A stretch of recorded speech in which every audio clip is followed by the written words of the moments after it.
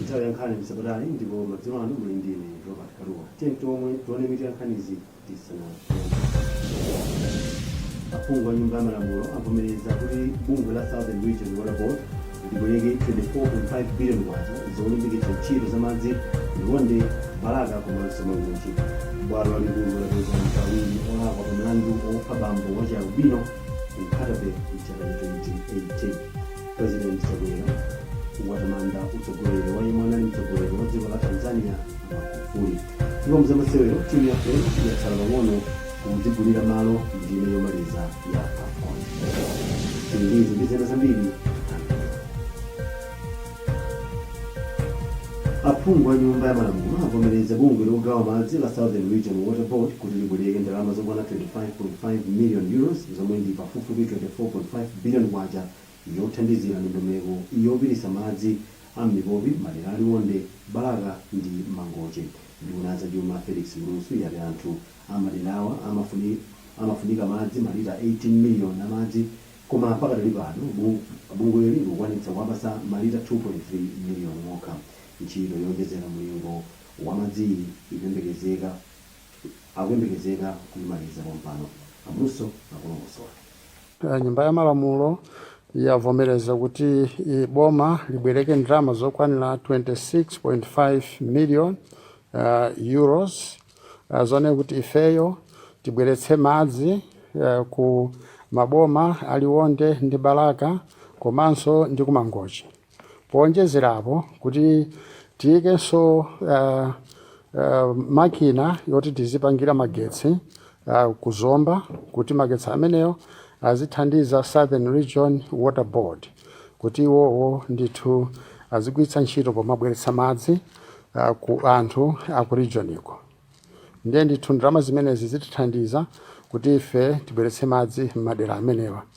Madzi amenewa sikuti angokhala anthu a town okha yayi, koma singakhale madera ozungulira maboma amenewa nawonso apindula ndi ngongole imeneyi. Ife ngongoleyi monga mukudziwa kuti tibwereka kuchokera ku dziko lakunja, koma ndi ngongole ndithu imeneyo kuti ife ngati aboma tikhala nayo, koma pali njira zimene tikupanga kuti ngongole zimene zonse tikutengazi tipeze mmene tibwezere.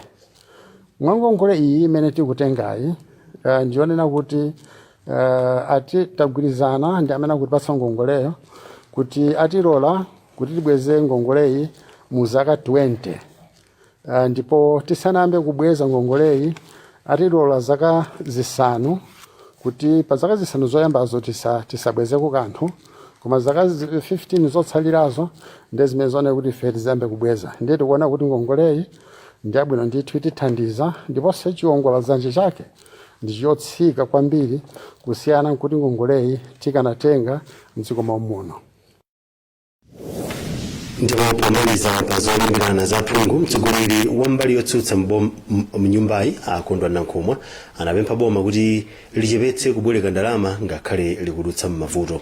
Nankhumwa ananena izi mawu otsiriza potsekera zokambiranazi zowunika ndondomeko ya chuma ya 2020-2021. Andrew Viano analemba ripoti. Lachisanu nduna za chuma Felix Mlusu yapereka ndondomeko ya zachuma ya pakati pa zaka za 2020 kufikira 2021 yomwe tsopano yafika pa 2.3 trillion kwacha kuchoka pa 2.1 trillion kwacha. Ndondomeko ya zachumayi yakweza ndalama za malipiro a anthu ogwira ntchito mboma kuchoka pa 523 billion kwacha kufika pa 525 billion Malawi kwacha. Ndondomeko ya zachumayi yakwera ndi pafupifupi 140 billion Malawi kwacha. Ndipo popereka maganizo ake pa ndondomekoyi, katswiri pa nkhani za chuma Dr. Bechani Cheleni wadzudzula ndondomekoyi ponena kuti sikupereka chiyembekezo ku kampani zomwe sizaboma. Tsono tichoka bwanji muvutika kumene tavutika mu COVID-19 amene omwe naseti nayankhe mokwanira kuti ndi chani zimene tikuchita kuti tithandizire anzathu amakampani ang'onoang'ono kuti adzukenso nachitanso mabizinesi awo. Aboma inde anena kuti tifuna tipereke makobiri tibwenze kwa amene anatigulitsa katundu ayankhulirako kuchokako kuzimenezo koma kuti makampani amene tsopano sakuchita so business tingatani kuti abwererenso mchimake mahotelo amene anachotsa anthu ntchito zonsezo sitinaziyankhe mokwanira. President wa bungwe la Economics Association of Malawi Lauren Yasulu wadali ndi nkhawa kuti dziko lino likukanika kutumiza katundu okwanira kunja. Zimene zikumatha ife kugulitsa maiko akunja ndi zimene ife tikugula maiko akunja zikuchulukira ndi zimene ife tikugula ku maiko kwa akunja, kutanthauza kuti tikumakhala pa chizungu timati ndi trade deficit yochuluka kwambiri. Ndiyeno ndikufunikira ndithu kuti pamene tipita kuchitsogolo trade deficit imene ikuthanso kusonyeza kuti ndiye kuti makampani amene amapanga mabizinesi amenewa nawonso ndiye kuti mabizinesi awo sakuchita bwino kwenikweni. Pakuchepa kwa ndalama zomwe bungwe la MRA limatolera, katswiri wa nkhani za malonda komanso misonkho Kevin Phande wati ino ndi nthawi yabwino yoti MRA isinthe ndondomeko zomwe imagwiritsa ntchito potolera misonkho. Aganizire ma tax rates aboma kuti misonkho yathu monga timapereka chitsanzo cha msonkho umene umachitika mukamagulitsa zinthu timati tax kamene ina madivati rate yake ndi yaikulu 16.5 pamene maiko anzathu ndotsikirako ndi msonkho ujo katsikirako pang'ono anthu samabwera chifukwa pamambiri amathawa msonkho kuno ku Malawi amati msonkho ndi opsa so nakakwefulako pang'ono anthu aziti msonkho uja ndi anthu ambiri abweranso kumalipira ndezi zithandiza kuti bomanso azitolera zambiri. Aphungu ku nyumba ya malamulo akuyembekezera kuyamba kuwunikira ndondomekoyi asanayivomereze nyumbayi. Ndipo kumayambiriro a Sabatayi bwalo la High Court ku Nkatabe lapeza bambo awiri olakwa pa mlandu ophaya kwenda phiri bambo wa khungula cha ubino wa mdera la Kande mbomalo akwenda phiri anawapha mwankhanza usiku olowa mchaka chatsopano mu 2018. Yemwe akumva mlandu a Judge Dorothy de Gabriel akuyembekezeka kukhazikitsa tsiku lodzapereka chilango kwa anthu awiriwa omwe ndi a Frank Mkweni Khonje ndi a Bonzo Chiwa. Judge wa High Court Akinyata Nyirenda mkati mwa Sabatayi anakana pempho lomwe mtsogoleri wakale apita Muthalika komanso mlembi wakale wankulu Aloyd Muhala anapereka lomwe amafuna kuti bwaloli liyimike ganizo loti awiriwa alipire 170 million kwacha pa gawo lomwe anatengapo pokakamiza mkulu wa bwalo la milandu Andrew Nyirenda komanso judge wina kuti apume pa ntchito mchaka cha 2020. Andrew Viano amatsatira nkhani ndipo analemba ripoti. Mchigamulo chake chomwe chatuluka pa 22 March ndipo Zodiak yaona Judge wa High Court Akinyata Nyirenda akana pempho la mtsogoleri wakale wa dziko lino apita Muthalika komanso mlembi wankulu wa boma Aloyd Muhala omwe anapempha bwalo la milandu kuti liyimitse pempho loti iwo alipire 170 million kwacha. Izitu zinali ndalama zomwe bungwe la maloya Malawi Law Society, bungwe la Human Rights Defenders Coalition komanso Association of Magistrates limafuna awiriwa alipire mlembi wa mabwalo a milandu asanaunike. Maloya Muthalika komanso Muhala omwe ndi Charles Muhango komanso Amwaibanda anati ndalamazi zinali zochuluka kuti omwe akwayimira alipire. Koma poyankhapo mbwaloli Akhumbo Soko omwe ni mmodzi mwa maloya ya mabungwe atatu omwe anasumawa anati ndalamazi anaziyerekeza kuti awiriwa alipire mlembi wa mabwalo a milandu asanaunike. Ndipo mchigamulo chake Judge Nyirenda anadabwa kuti zinawatengera nthawi yayitali mbali ya Muthalika ndi Muhala kuti apemphe bwalo zomwe ndi zosemphana ndi malamulo. Iwo agamula kuti pempholi ndilosamveka ndipo kuti Muthalika ndi Muhala alipire pa nthawi komanso ndalama zonse zomwe azigwiritsa ntchito kumva pempholi. Awiriwa akuyenera kupereka kale 68 million kwacha pokakamiza mkulu wa mabwalo a milandu a Andrew Nyirenda komanso judge wina kupuma pa ntchito yawo nthawi isanakwani. Pa June 20 mchaka cha 2020 Muhala anatulutsa kalata yomwe imapita kwa Andrew Nyirenda komanso judge wina kuti apume pa ntchito zomwe zinagwiritsa bungwe la Human Rights Defenders Coalition, Malawi Law Society komanso Association of Magistrates omwe anachita zionetsero podzudzula ganizoli kuti limalowerera ntchito za makhoti. Atsogoleri a maiko oposa 10 kuphatikizapo mtsogoleri wa dziko lino Dr. Lazarus Chakwera lolemba sabata ino anali mdziko la Tanzania pamwambo wa maliro a mtsogoleri wa dzikolo a John Pombe Magufuli. Anthu mazana anasonkhana pamwambo wa maliro wa mtsogoleriyu amene anamwalira sabata yatha ndi nthenda ya mtima. Pomwe amafika mu mzinda wa Dodoma, President Chakwera anayendera perete wa asilikali a dzikolo ndipo iye anali munthu yekhayo anavala mask. Ulendo otsiriza omwe Chakwera anakacheza mdzikolo pa 7 Oktoba anamudzudzula kuno kumudzi chifukwa chosavala mask. Daniel Mawawa anaoneka Nkhani ndipo analemba ripoti. Apa panali pa 7 Oktoba 2020 President Lazarus Chakwera kukacheza mdziko la Tanzania kumene adakumana ndi President John Pombe Magufuli ngati atsogolera mayiko awiri oyandikana omwe ali pa ubale. Mukaona mzithunzi izi palibe wavala mask, koma iyi inali nthawi yomwe mliro wa COVID-19 unali kuti uli pachimake. Mukati muonetsetse mchithunzi ichi pomwe Magufuli amalandira Achakwera pa bwalo la ndege, adawapatsa moni Achakwera zomwe pa nthawi ya mliro wa COVID-19 sizoyenerayi. Ife pa nthawiyo anthu ena anatitsina khutu kuti akuluakulu a boma la Tanzania anapempha President Chakwera ndi nduna zonse komanso akuluakulu onse a Malawi omwe anakacheza ku Tanzania kuti asavale izi zophimbira mphuno ndi pakamwa ma face masks. Okay. Mwina nkufuna kudziwa President John Pombe Magufuli samakhulupirira izi za COVID-19. Panopa boma la kwawo likuti anafa ndi nthenda ya mtima, ngakhale kuti anamwalira potsatira malipoti okuti anali mchipatala china ndi nthenda ya COVID-19. Za COVID-19 izo palibe amene akubwera poyera kuti atsimikize.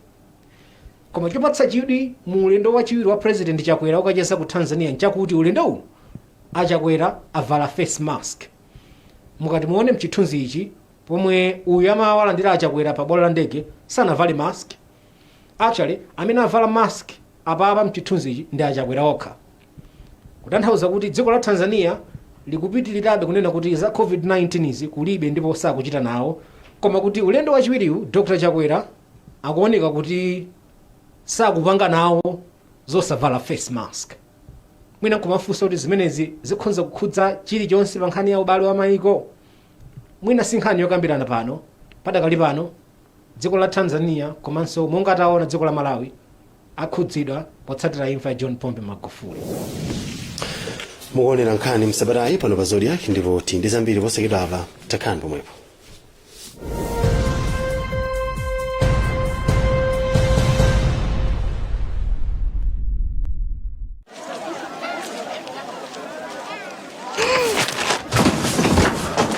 Do your gums hurt? Yeah. Does your toothpaste contain sage, eucalyptus, myrrh, chamomile? All that in one toothpaste? Yes, try Colgate Herbal. Colgate Herbal contains nature's best herbs and Colgate's fluoride technology to give you strong teeth and healthy gums. Ah, Colgate Herbal. Let's go.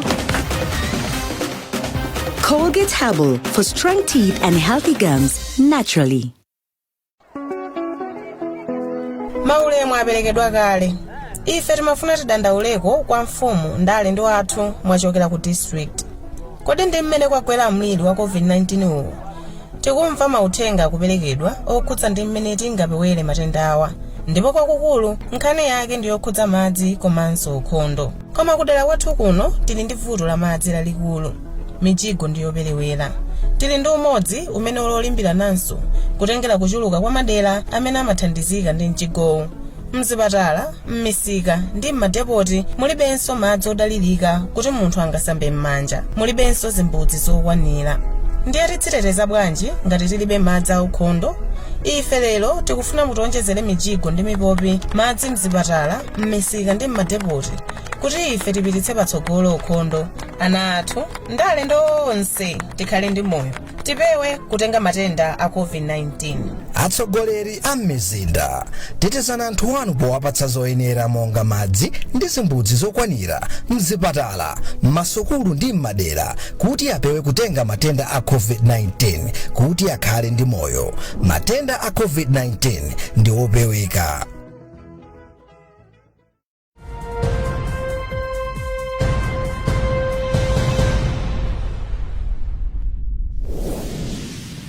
Takulandira ndiso ndipo muli ndine Robert Kaluwa. Tionenso mitu ya nkhanizi tisanapitirire.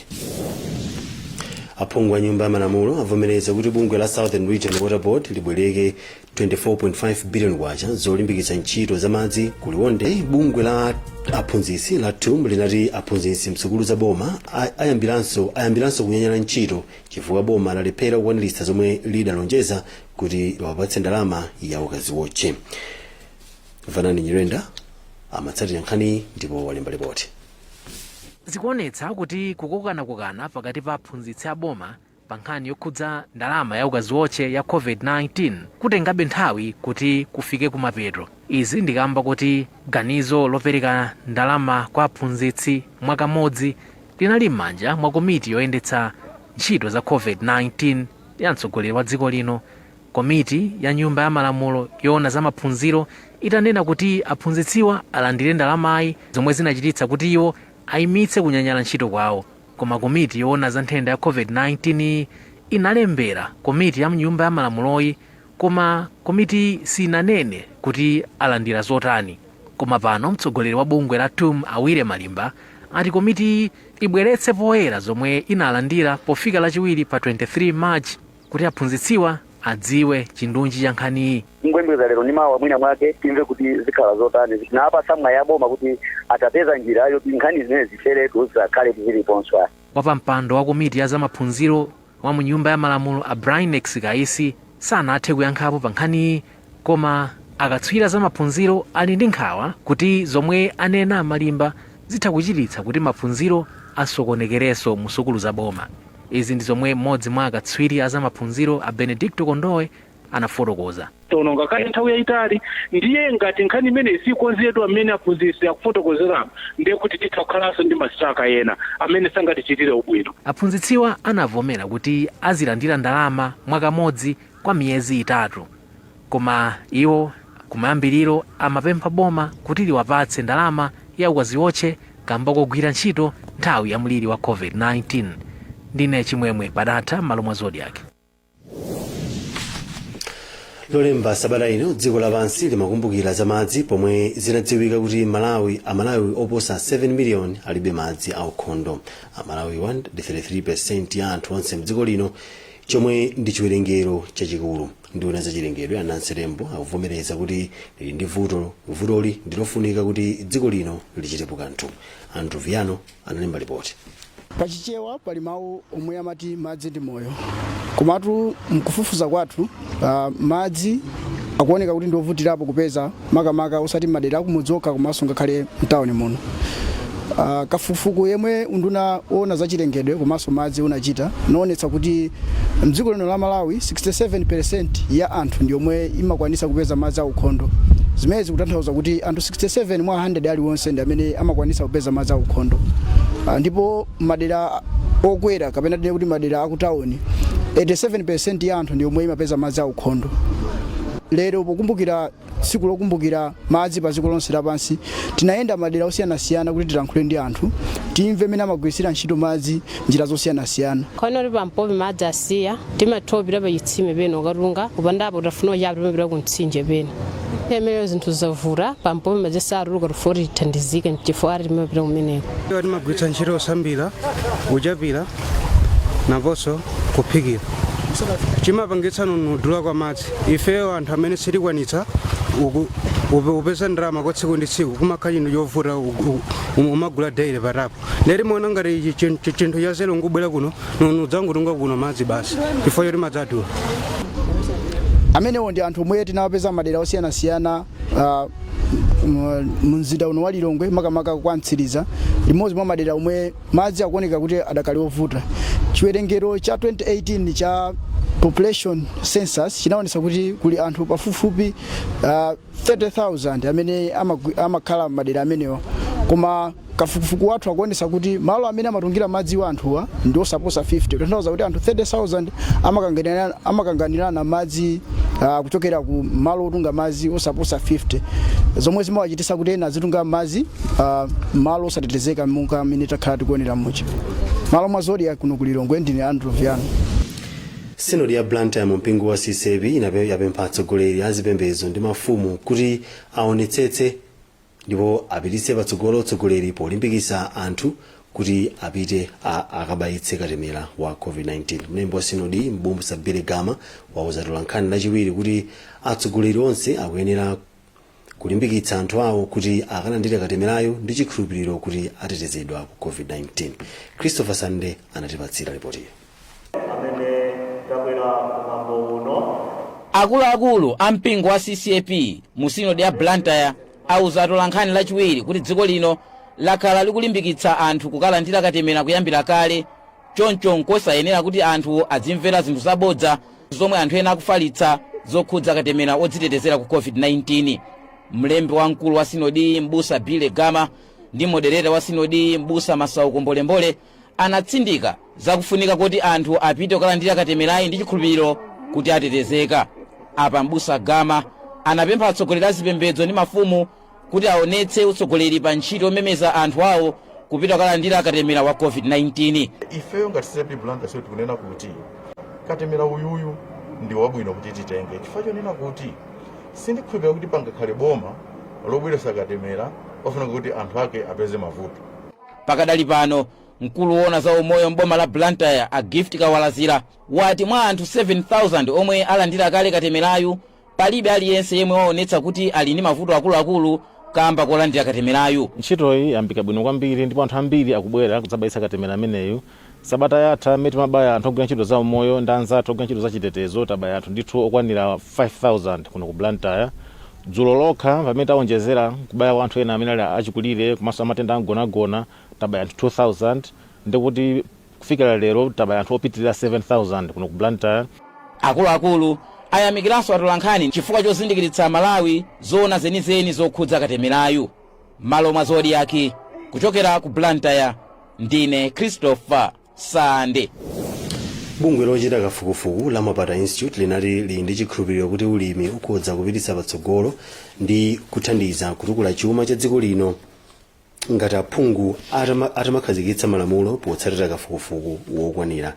Yamagwirizira udindo wa mkulu wa bungweli a William Chanza anena izi lachiwiri pomwe amakumana ndi aphungu a nyumba ya malamulo omwe ndi mamembala amakomiti atatu a zaulimi, malonda komanso chilengedwe. Madalitso Phiri anatipatsira nkhani.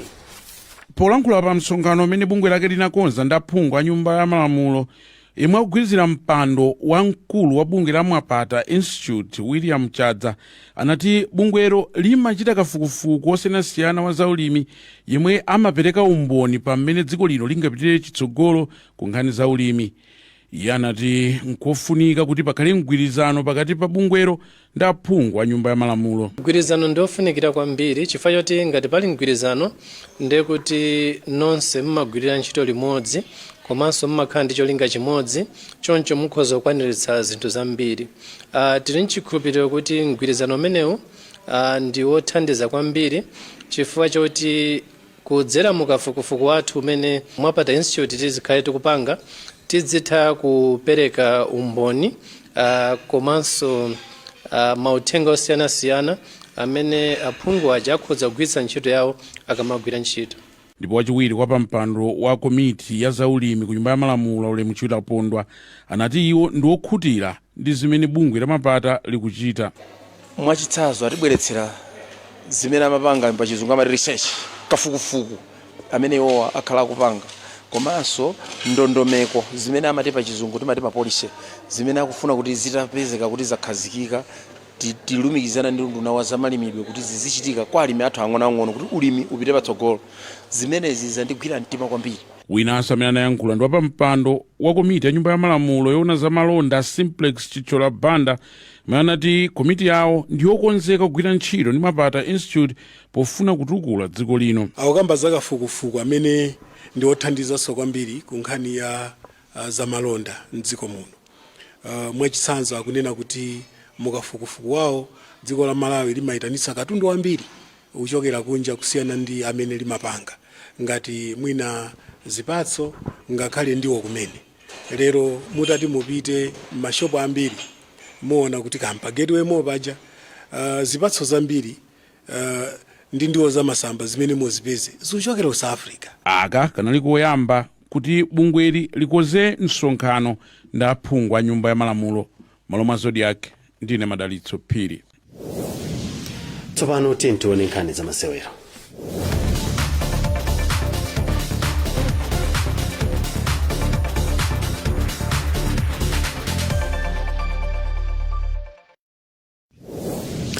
Timu ya dziko lino The Flames yaonjezera mwayi wake okasewera nawo ku ndime yotsiriza ya mpikisano wa AFCON mdziko la Cameroon itagonjetsa South Sudan mkati mwa sabata ikuthayi. Timu ya Flames ikuyembekezeka kusewera ndi timu ya Uganda m'masewero otsiriza a ndime yachipulula lolemba likudzali mu mzinda wa Blantyre. Sambanda ali ndi zambiri mu ripoti. Kudzikhulupirira mgwirizano ndi kuyikapo mtima zathandiza timu ya mpira wa miyendo ya dziko lino The Flames kuonjezera mwayi wake okasewera nawo ku ndime yotsiriza ya mpikisano wa Africa Cup of Nations mdziko la Cameroon chaka cham'mawa pamene yagonjetsa timu ya dziko la South Sudan mu mzinda wa Khartoum ku Sudan lachitatu. Timu ya Flames tsopano ili ndi 7 points kuchokera m'masewero asanu a ndime yachipulula mu gulu B pamene idzikonzekera kusewera ndi timu ya dziko la Uganda lolemba likudzali pa bwalo la Kamuzu ku Blantyre. Timu ya Burkina Faso imene ikutsogola mu gululi ndi 9 points yachitiranso timu ya Malawi ubwino polepherana ndi timu ya dziko la Uganda mu mzinda wa Kampala, zimene zikutanthauza kuti Malawi ikuyenera idzadzigwirira yokha ntchito pogonjetsa Uganda lolemba lino kuti ikasewere nawo ku Cameroon. Pakadali pano akatswiri olankhulira nkhani za mpira wa miyendo George Chiusiwa ndi Higa Mkandawire ayamikira timu ya Flames kamba kugonjetsa timu ya dziko la South Sudan ponena kuti kupambanaku kuwapatsa chilimbikitso kuti adzachitenso bwino masewero a Uganda lolemba likudzali. Kupambana koyenda ndi South Sudan zikuonetsa kuti ndithu timuyi ikhoza kuchita bwino pamene tikukumana ndi Uganda pa Kamuzu Stadium sabata lamawa. Chofunika nchakuti anyamatawo ayikepo mtima chifukwa ntchitoyo idakalipo. Ngakhale tawina 1-0 koma pressure kadalipo chifukwa game iyi yokuti matimu onse awiriwa ali ndi chances ota akuti atha kupitirira ndime imeneyi kuti Malawi izachilimike kuti game imene kubwera izachite bwino. Draw kwa ifeyo sili bwino azawine game imeneyi chifukwa ikapanga draw Uganda timwayi kupanga qualify. Timu ya Flames inasewera kotsiriza ku mpikisano wa Africa Cup of Nations mdziko la Angola zaka 11 zapitazo.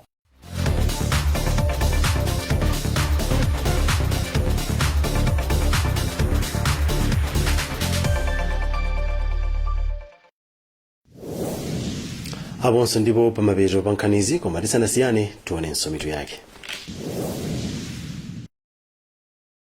Bungwe la Southern Region Water Board libwereke 24.5 billion kwacha zolimbikitsa ntchito za AFCON. Kulingana zambiri pa tsamba lathu zodiakmalawi.com. Azaumoyo tsopano akupereka katemera wa COVID-19 pangani chiganizo choziteteza ndi kuteteza ena. Mwanali ndine Robert Kaluwa, zikomo pokhala nafe.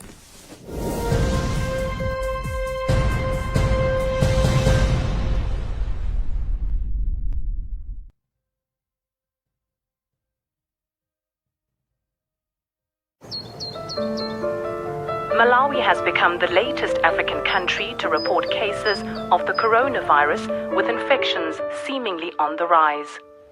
When COVID came in, I was still in school doing my master's. I took a holiday. When schools were closed, the government said